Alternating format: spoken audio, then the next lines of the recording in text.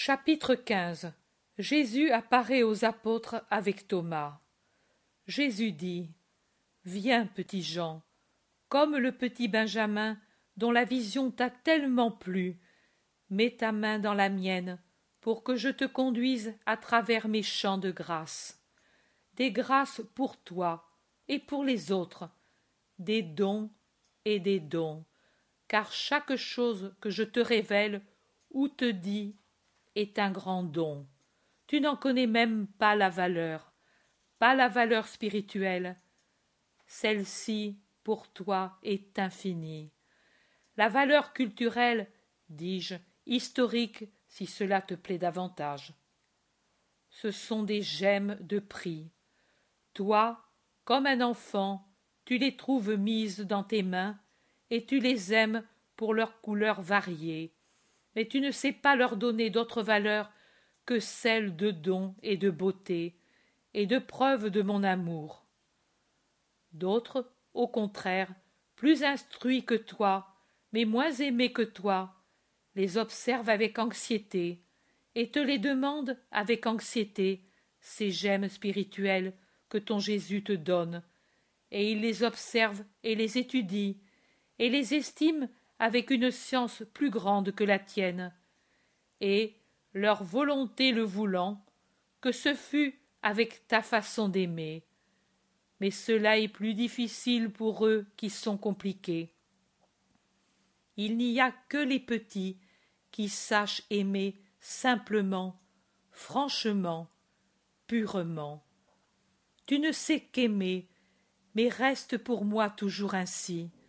Amuse-toi avec les gemmes de toutes les couleurs que je te donne, et donne-les, généreuses et heureuses, à ceux qui les attendent. Je remplirai toujours ta petite main de nouveaux trésors. Ne crains pas, donne, donne. Ton roi a des coffres inépuisables pour la joie de ses petits. Et je vois ce qui suit. Les apôtres sont rassemblés au cénacle autour de la table où fut consommée la Pâque. Pourtant, par respect, la place du milieu, celle de Jésus, est restée vide.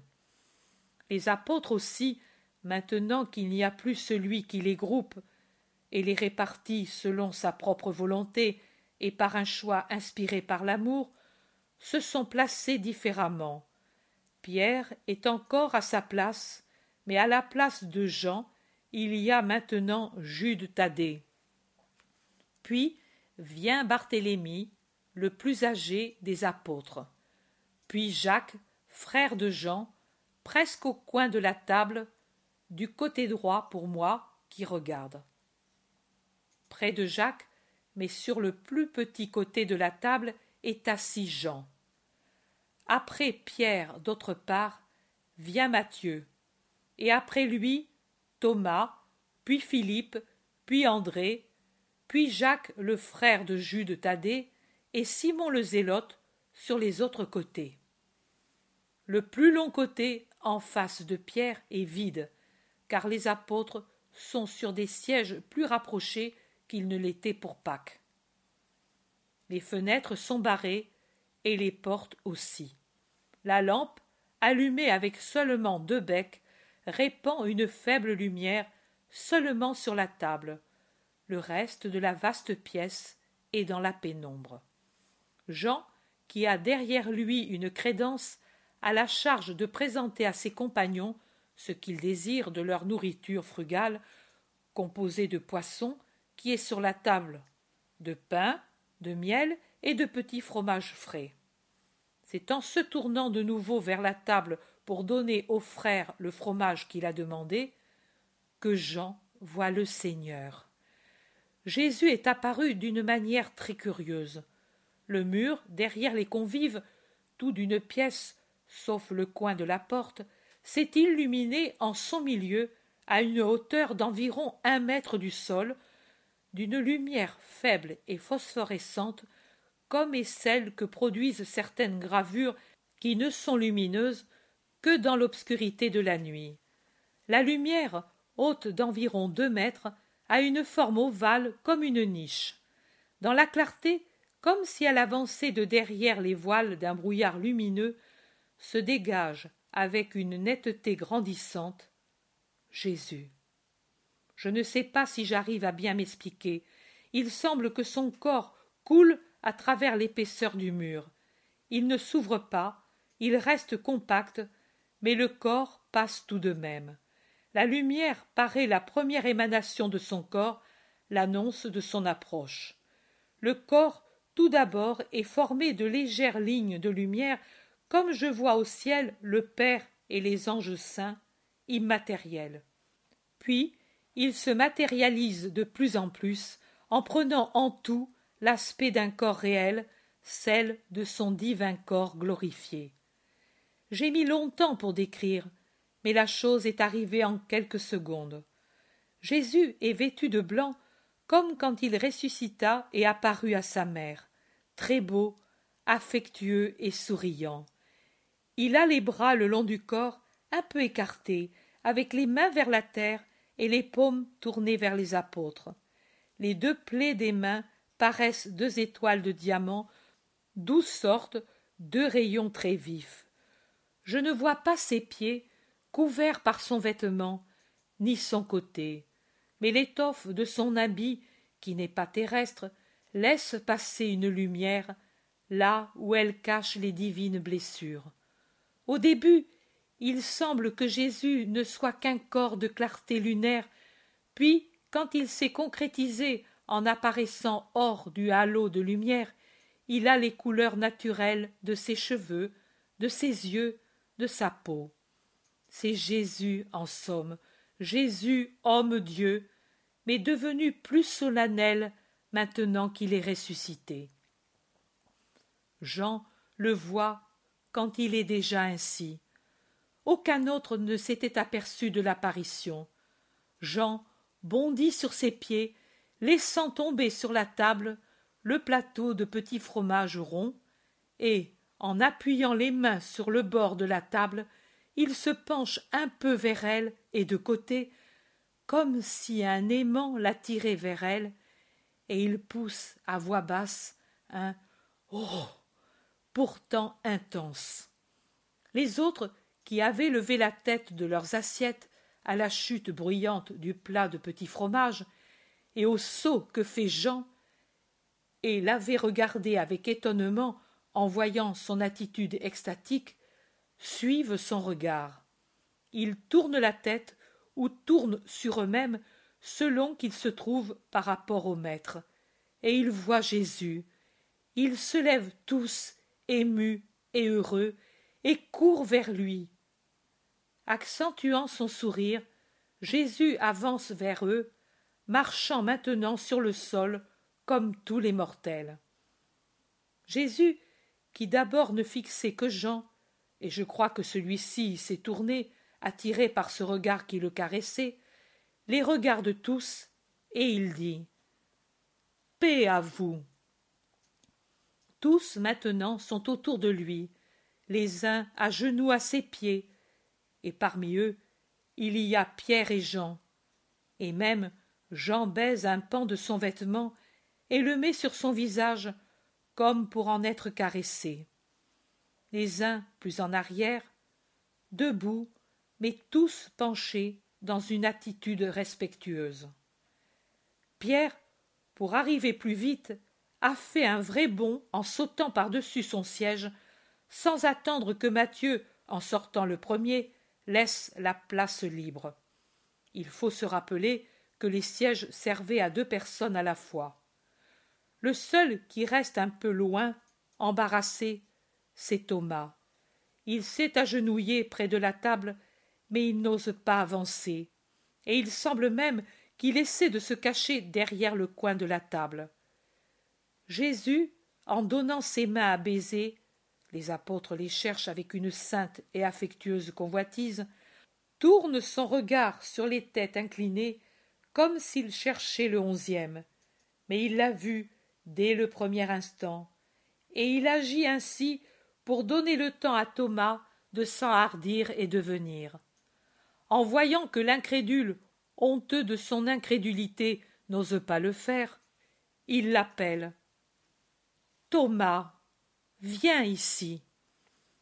Thomas lève la tête, confus, presque en pleurs, mais il n'ose pas venir. Il baisse de nouveau la tête. Jésus fait quelques pas dans sa direction et dit de nouveau « Viens ici, Thomas !» La voix de Jésus est plus impérieuse que la première fois. Thomas se lève réticent et confus, et il va vers Jésus. « Voici celui qui ne croit pas s'il ne voit pas !» s'écrie Jésus, mais dans sa voix, il y a un sourire de pardon. Thomas s'en rend compte, il ose regarder Jésus et voit qu'il sourit vraiment. Alors, il prend courage et se hâte davantage. « Viens ici tout près, regarde, mets un doigt, s'il ne te suffit pas de regarder, dans les blessures de ton maître. » Jésus a présenté ses mains et a ouvert son vêtement sur la poitrine pour découvrir la large blessure du côté. Maintenant, la lumière ne sort plus des blessures. Elle n'en sort plus depuis que, sortant de son halo de lumière lunaire, il s'est mis à marcher comme un homme mortel. Et les blessures apparaissent dans leur sanglante réalité. 2 trous irréguliers, dont celui de gauche va jusqu'au pouce, qui transperce un poignet et une paume à leur base, et une longue entaille qui, dans le côté supérieur, forme légèrement un accent circonflexe à son côté. Thomas tremble, regarde et ne touche pas. Il remue les lèvres, mais n'arrive pas à parler clairement. « Donne-moi ta main, Thomas, dit Jésus avec tant de douceur, et il prend avec sa main droite la main droite de l'apôtre et en saisit l'index et l'amène dans la déchirure de sa main gauche et le fait entrer profondément pour lui faire sentir que la paume est transpercée, et puis de sa main l'amène à son côté. Et même il saisit maintenant les 4 doigts de Thomas à leur base, au métacarpe, et il met ses 4 gros doigts dans la déchirure de la poitrine en les faisant entrer, ne se bornant pas à les appuyer sur le bord, et les y tient en regardant fixement Thomas. Un regard sévère et pourtant doux pendant qu'il continue. « Mets là ton doigt, place tes doigts et même ta main, si tu veux, dans mon côté, et ne sois pas incrédule, mais croyant. » C'est ce qu'il dit pendant qu'il fait ce que j'ai dit auparavant.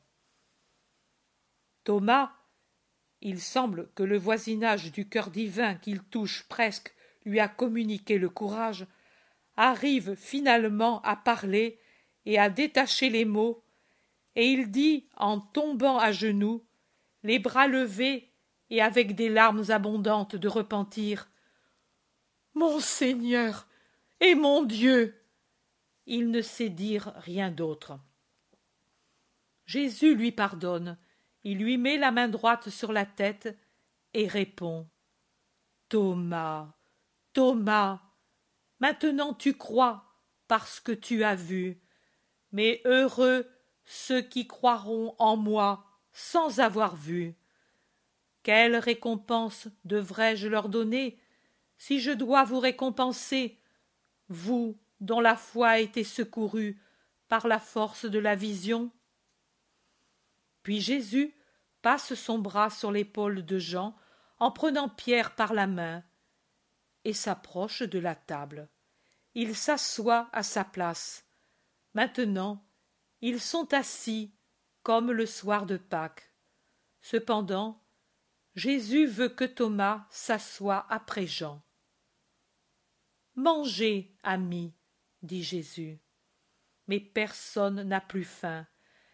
La joie les rassasie, la joie de contempler.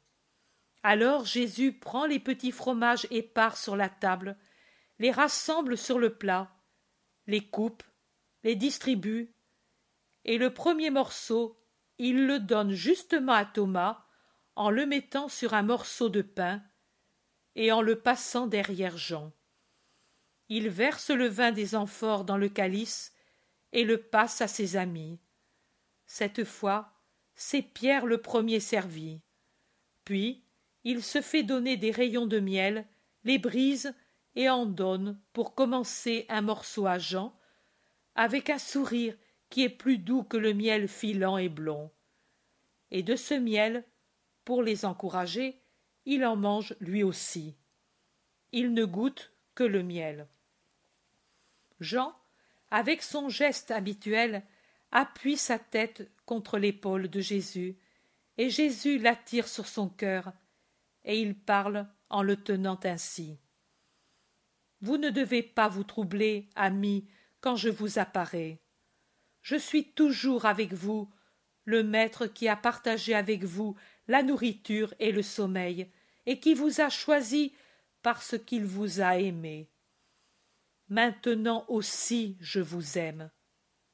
Jésus appuie fortement sur ces dernières paroles. Vous, continue-t-il, vous avez été avec moi dans les épreuves. Vous serez aussi avec moi dans la gloire. Ne baissez pas la tête. Le soir du dimanche, quand je suis venu à vous pour la première fois après ma résurrection, je vous ai infusé l'Esprit Saint. Même à toi, qui n'étais pas présent, que vienne l'Esprit. Vous ne savez pas que l'infusion de l'Esprit est comme un baptême de feu, puisque l'Esprit est amour, et que l'amour annule les fautes? Votre péché de désertion, pour ce motif, pendant que je mourais, vous est pardonné. En disant cela, Jésus baise la tête de Jean qui n'a pas déserté, et Jean pleure de joie. Je vous ai donné le pouvoir de remettre les péchés, mais on ne peut donner ce que l'on ne possède pas.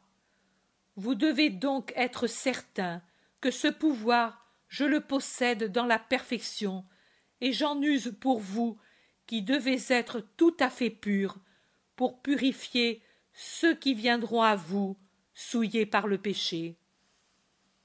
Comment quelqu'un pourrait-il juger et purifier s'il méritait d'être condamné et s'il était personnellement impur?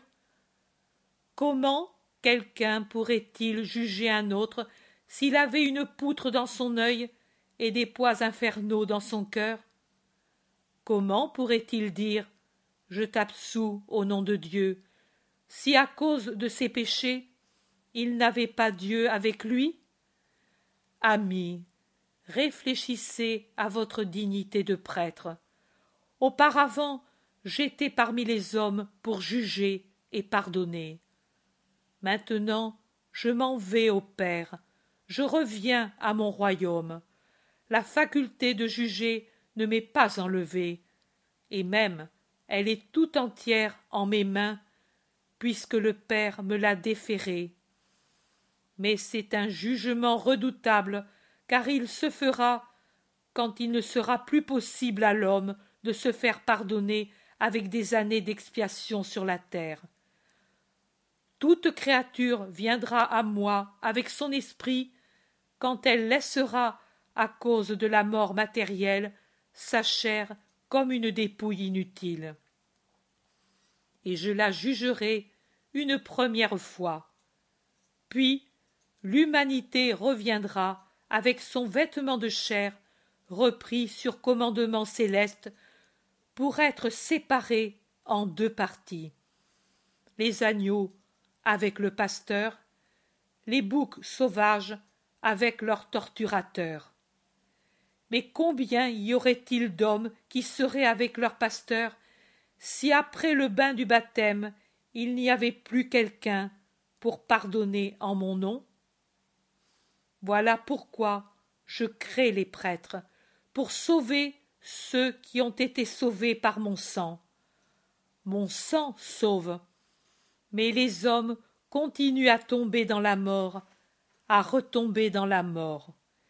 Il faut que quelqu'un qui en a le pouvoir les lave continuellement en lui 70 et 70 fois 7 fois, pour qu'il ne soit pas la proie de la mort. Vous et vos successeurs le ferez.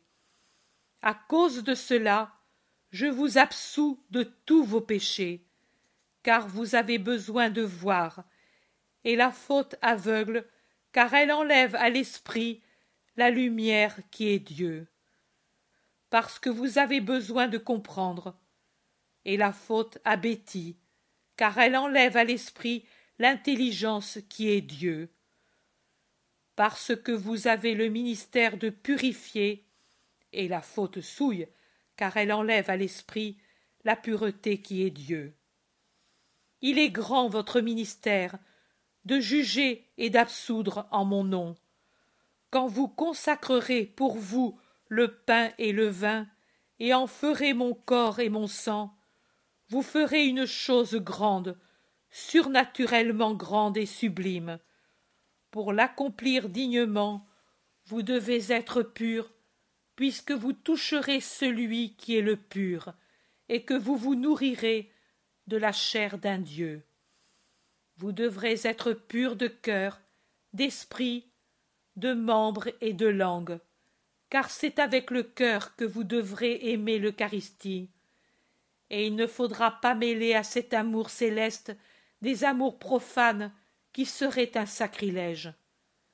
Purs d'esprit, parce que vous devez croire et comprendre ce mystère d'amour, et l'impureté de pensée tue la foi et l'intelligence. Il reste la science du monde, mais en vous meurt la sagesse de Dieu. Vous devrez être purs de membres, car dans votre sein descendra le Verbe, comme il est descendu dans le sein de Marie, grâce à l'amour.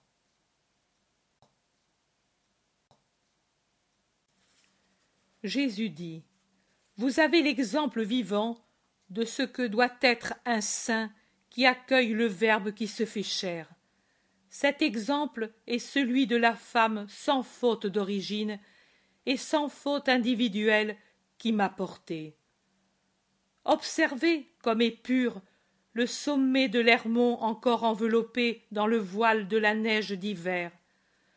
De l'oliveraie, il paraît être un tas de lys effeuillés, ou d'écume de mer qui s'élève comme une offrande en face de l'autre blancheur des nuages portés par le vent d'avril à travers les champs azurés du ciel. Observez un lys qui ouvre maintenant sa corolle à un sourire parfumé, et pourtant l'une et l'autre pureté sont moins vives que celle du sein qui m'a formé. La poussière apportée par les vents est tombée sur les neiges de la montagne et sur la soie de la fleur. L'œil humain ne l'aperçoit pas tant elle est légère, mais elle est là et elle corrompt la blancheur. Mieux encore, regardez la perle la plus pure que l'on a arrachée à la mer, au coquillage où elle est née, pour orner le sceptre d'un roi. Elle est parfaite dans son irisation compacte qui ignore le contact profanateur de toute chair, s'étant formée comme elle l'est dans la cavité nacrée de l'huître, isolée dans le fluide saphir des profondeurs marines. Et pourtant, elle est moins pure que le sein qui m'a porté. À son centre se trouve un petit grain de sable, un corpuscule très menu, mais toujours terrestre. En elle, qui est la perle de la mer, il n'existe pas de grain de péché, ni de tendance au péché. C'est une perle née dans l'océan de la Trinité pour porter sur la terre la seconde personne. Elle est compacte autour de son point d'appui, qui n'est pas une semence de la concupiscence terrestre, mais une étincelle de l'amour éternel, une étincelle qui, trouvant en elle une correspondance, a engendré les tourbillons du divin météore qui maintenant appelle et attire à lui les fils de Dieu. Moi, le Christ, étoile du matin, c'est cette pureté inviolée que je vous donne en exemple. Mais quand ensuite, comme des vendangeurs près d'une cuve, vous plongez vos mains dans la mer de mon sang, et en puisez de quoi purifier les étoles corrompues des misérables qui ont péché, soyez, en plus d'être purs, parfaits, pour ne pas vous souiller d'un péché plus grand, et même de plusieurs péchés. En répandant et en touchant d'une manière sacrilège le sang d'un Dieu, ou en manquant à la charité et à la justice, en le refusant ou en le donnant avec une rigueur qui n'est pas du Christ, qui fut bon avec les mauvais pour les attirer à son cœur, et 3 fois bon avec les faibles pour les porter à la confiance. Ou en usant de cette rigueur 3 fois indignement en s'opposant à ma volonté, à ma doctrine et à la justice. Comment être sévère avec les agneaux quand on est des pasteurs idolâtres? Ô mes bien-aimés, amis que j'envoie à travers les chemins du monde pour continuer l'œuvre que j'ai commencée et qui sera poursuivie tant que le temps existera, rappelez-vous mes paroles. Je vous les dis pour que vous les disiez à ceux que vous consacrerez pour le ministère dans lequel je vous ai consacré. Je vois, je regarde dans les siècles, le temps et les foules infinies des hommes qui existeront sont tous devant moi.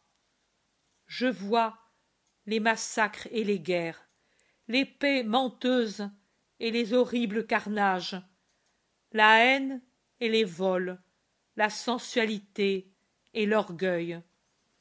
De temps en temps, un oasis verdoyant, une période de retour à la croix, comme un obélisque qui indique une eau pure au milieu des sables arides du désert.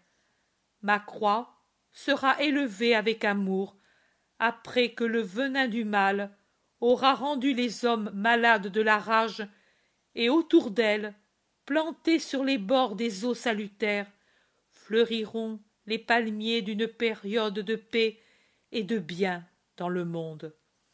Les esprits, comme des cerfs et des gazelles, comme des hirondelles et des colombes, accourront à ce refuge reposant, frais, nourrissant, pour guérir de leur douleur et espérer de nouveau.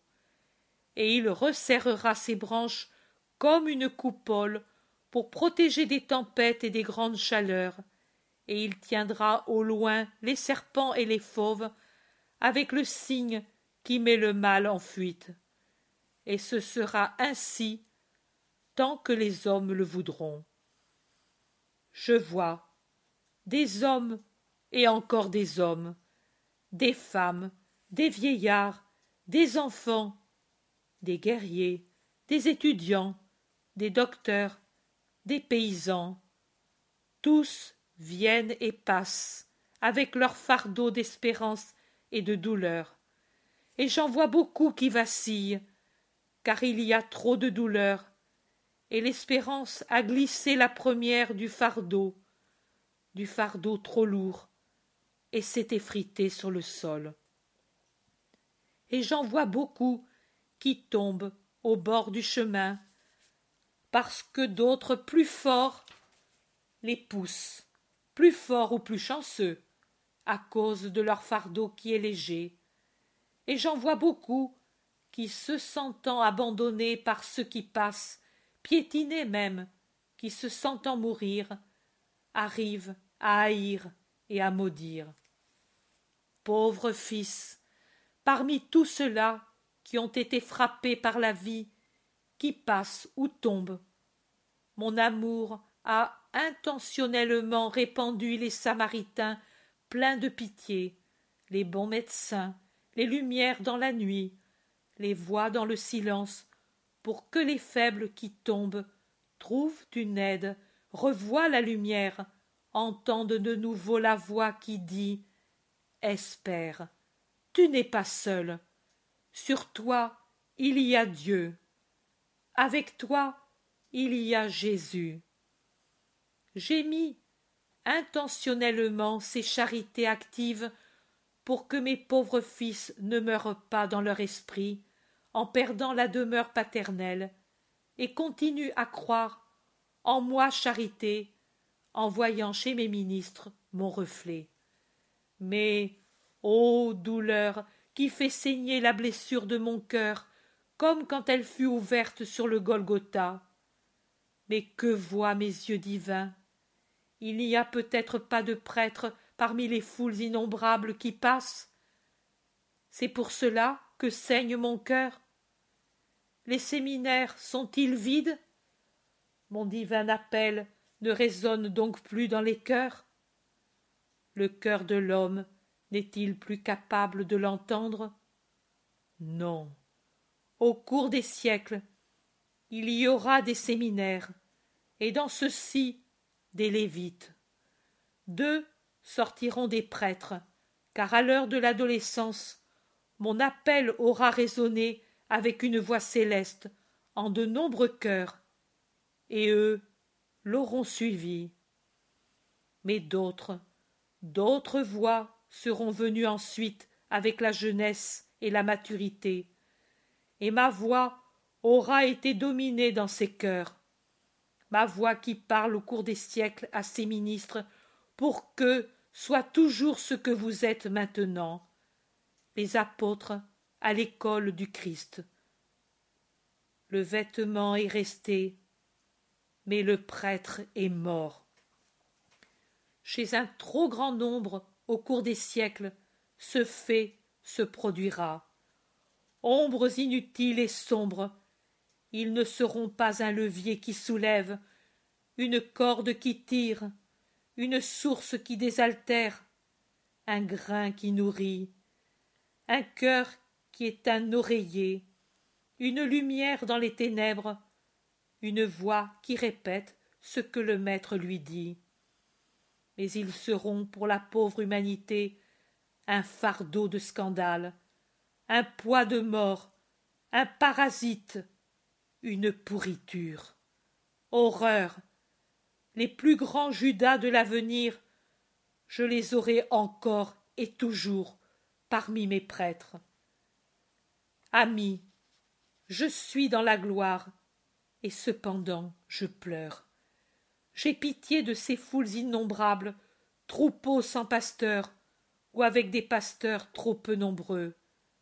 Une pitié infinie.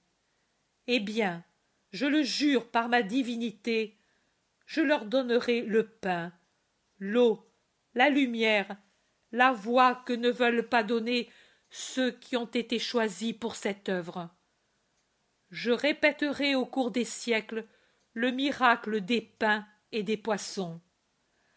Avec quelques pauvres petits poissons et avec quelques quignons de pain, d'humbles âmes et laïcs, je donnerai à manger à un grand nombre, et ils en seront rassasiés, et il y en aura pour ceux de l'avenir, car j'ai compassion de ce peuple, et je ne veux pas qu'il périsse. Bienheureux ceux qui mériteront d'être tels, non pas bénis parce qu'ils sont tels, mais parce qu'ils l'auront mérité par leur amour et leur sacrifice. Et tout à fait bénis les prêtres qui sauront rester apôtres, pain, eau, lumière, voix, repos et remède de mes pauvres fils. Ils brilleront dans le ciel d'une lumière spéciale. Je vous le jure, moi qui suis la vérité. Levons-nous, amis, et venez avec moi pour que je vous enseigne encore à prier. L'oraison, c'est ce qui alimente les forces de l'apôtre, car elles le font avec Dieu. Et ici, Jésus se lève et va vers l'escalier. Mais quand il est au bas, il se tourne et me regarde. Ô Père, Il me regarde, il pense à moi, il cherche sa petite voix, et la joie d'être avec ses amis ne me fait pas oublier par lui. Il me regarde par-dessus les têtes des disciples et me sourit. Il lève la main pour me bénir, et il dit « La paix soit avec toi ». Et la vision finit.